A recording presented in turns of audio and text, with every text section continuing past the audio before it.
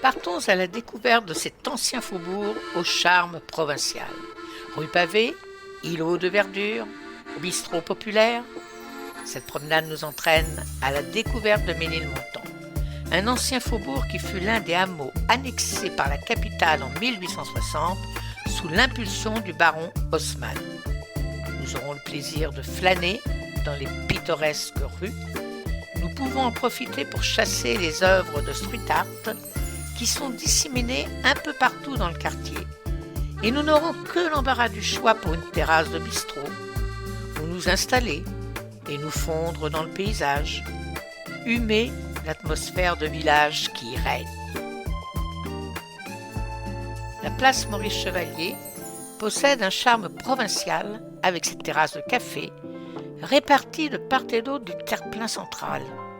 Le tout dominé majestueusement par l'église Notre-Dame de la Croix. Cette vaste église se distingue par son clocher de 78 mètres de haut, ainsi que par l'escalier monumental qui mène à son parvis. Édifié dans la seconde moitié du XIXe siècle, son style néo-roman présente la particularité d'être matiné de modernité. En effet, une architecture métallique se révèle sous les voûtes de la nef, en révélant de jolies arcades métalliques ajourées. Saviez-vous que l'église Notre-Dame de la Croix fait partie des plus grandes églises de Paris ? Elle est en fait la troisième église la plus longue, 97 mètres, après la cathédrale Notre-Dame de Paris, 127 mètres, et l'église Saint-Sulpice, 120 mètres. Contournons l'église par la rue de Patoria pour rejoindre la rue de la Mare, où nous ne pouvons rater la devanture orange vif du Mont-en-l'Air. Cette belle librairie de quartier est un lieu incontournable de Ménilmontant. Jouissant d'un local vaste et lumineux, l'établissement multiplie les activités et peut se muer en cabinet de curiosité, en lieu d'exposition et même en bistrot. Au beau jour, quelques tables investissent le trottoir. Rejoignons la rue de Ménilmontant dont nous entamons l'ascension. Une grille donne accès à un escalier qui descend vers la Petite Ceinture. La Petite Ceinture est une ancienne voie ferrée qui se déploie au milieu du XIXe siècle sur 32 km et fait le tour de Paris. Son service, une fois interrompu, une végétation sauvage s'y développe et des espèces animales investissent les lieux. La portion située entre les rues des Couronnes et de Ménilmontant est aménagée et ouverte au public en 2018 sur la forme d'un îlot de verdure de 5000 m² réservé aux promeneurs. Vous aurez donc plaisir à découvrir cette bulle de calme propice à la balade en plein cœur de Ménilmontant. Ressortons par l'accès situé rue de la Mare au pied de la passerelle qui enjambe les rails. Cette dernière est immortalisée notamment par le photographe Willy Ronis. C'est à son niveau que se situait jadis l'ancienne gare de Ménilmontant. Une scène du film de Jules Dassin, du Rififi chez les hommes en 1955, se passe sur la passerelle de la Mare. Deux scènes très courtes aussi du film La métamorphose des cloportes en 1965 de Michel Audiard.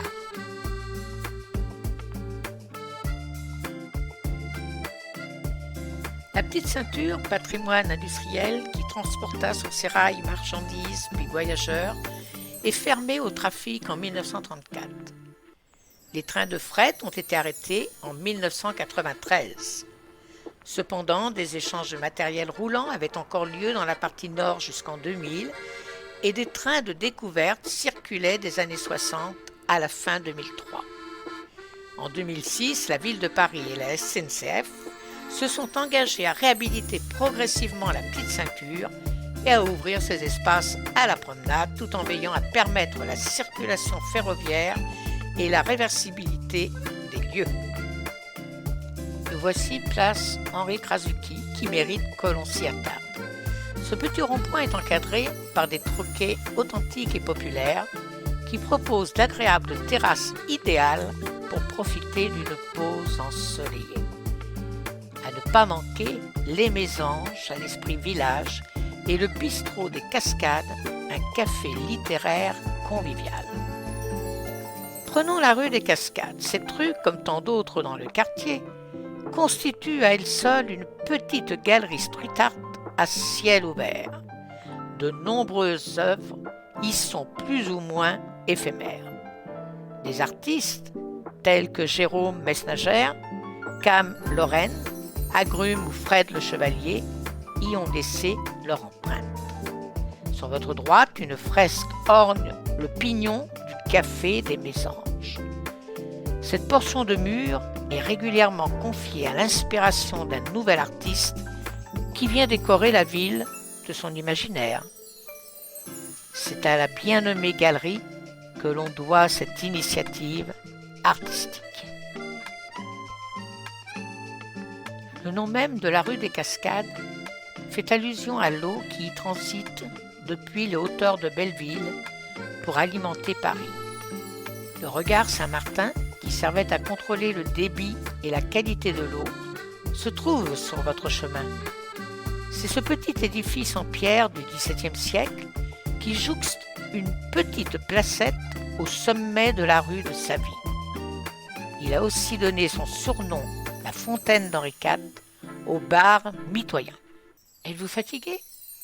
Encore quelques kilomètres, ça ne vous fait pas peur? Non. Alors continuons notre promenade en prenant sur la gauche l'escalier de la rue Fernand-Reynaud. En le gravissant, longeons un petit espace vert laissé en friche et inaccessible au public afin d'y préserver la biodiversité. Il est surplombé par le jardin des Petites Rigoles, belvédère agrémenté de mascarons provenant du Pont-Neuf et d'anciennes assises en pierre. À la droite de la rue de l'Ermitage, on va tourner à gauche pour découvrir une belle villa. La magnifique villa de l'Ermitage, ruelle bordée de maisons et de jardins, a échappé comme par miracle différentes vagues de modernisation pour demeurer un havre de paix bien caché. Il fait bon y flâner le long des jardinets où s'épanouissent glycines, lilas, rosiers et magnolias. Cet îlot de calme rejoint à son extrémité la non moins bucolique Cité-le-Roi qui se compose de quelques pavillons individuels et d'ateliers d'artistes. Un magnifique jardin partagé où se mêlent fleurs et légumes vient compléter le tableau. Juste en face se trouve également la jolie place du Guigné à l'esprit village. Nous sommes maintenant dans la rue des Pyrénées et rejoignons la rue de Ménilmontant sur la droite. Le pavillon carré de Baudouin est un ancien lieu de villégiature du XVIIIe siècle consacré aux fêtes et aux plaisirs. Désormais dédié à l'art contemporain, il accueille tout au long de l'année des expositions et des conférences en accès libre. Cette folie est entourée d'un paisible jardin clos où il fait bon se reposer dans l'herbe en admirant la façade du pavillon. Le mur d'enceinte de celui-ci fait l'objet d'interventions régulières d'artistes urbains qui viennent égayer sa surface. Nous rejoignons la rue du Retrait. Le nom de cette rue provient d'une déformation de retrait, le nom du vignoble qui se trouvait sur les pentes sud du coteau de Ménilmontant. Aujourd'hui, ce n'est plus du raisin qui y pousse, mais du street art qui y fleurit. En effet, cette rue a maintenant une vie artistique intense grâce à l'intervention d'une association de quartier. Depuis plusieurs années, elle permet à de nombreux artistes d'investir les façades et pignons des immeubles environnants avec des fresques parfois monumentales. Cette rue a une identité artistique forte. Des fresques magistrales habillent ces murs de grands noms du street art comme Jérôme Messnager, Nemo ou Moscou. La rue Laurent Savard, jolie artère pavée qui descend jusqu'à la rue Boyer, bien connue des Parisiens pour les lieux festifs et culturels qu'elle abrite. Au numéro 23, dans un bel immeuble industriel, se trouve la Maroquinerie, une salle de concert à la programmation éclectique. Un incontournable pour les amateurs de musique pop-rock émerge. Le bar-restaurant doté d'une agréable terrasse est un excellent point de ralliement avant d'assister à un concert. La Bellevilloise, située au 19-21, est un établissement culturel ouvert à toutes les formes d'expression et d'expérimentation. Concerts, spectacles, expositions, projections, démarches artistiques innovantes. Elle est également pourvue d'un restaurant convivial, la Halle aux Oliviers, ainsi que d'une terrasse en hauteur. Dans la rue de la Bidassoa, longez le square du sergent Aurélie Salel. Et dans la rue Sorbier, des terrasses de café et restaurants, et à gauche pour descendre la rue de Ménilmontant, nous avons une belle vue en plongée sur l'ouest de Paris. La cité du Labyrinthe est un passage charmant et hors du temps, qui vous transporte instantanément loin de la frénésie de la rue de Ménilmontant. Soyez attentifs pour ne pas la rater, elle se trouve au numéro 24. Pénétrez sous un porche pour y accéder. La cité du Labyrinthe a été utilisée comme décor naturel pour le film Black Micmac.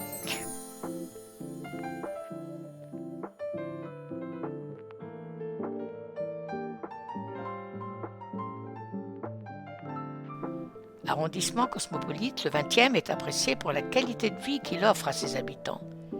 On y trouve aussi de beaux espaces verts avec le parc de Belleville, l'immense Père-Lachaise et de nombreux jardins et squares. Cet arrondissement est intéressant par son urbanisme très hétéroclite. Les petits villages piétons y côtoient aussi bien des grandes barres de logements. La vie culturelle est plus riche et plus diversifiée qu'ailleurs. Malheureusement, les Parisiens et les touristes se plaignent que certains endroits sont sales. Heureusement que des impasses préservées, pépites d'une autre époque, nous offrent une belle façon de découvrir des lieux méconnus dans Paris. Plus d'hésitation à arpenter ces rues, surtout en automne, où vous apprécierez les couleurs dorées des feuilles et le côté campagne du 20e. Bonne balade et prenez soin de vous.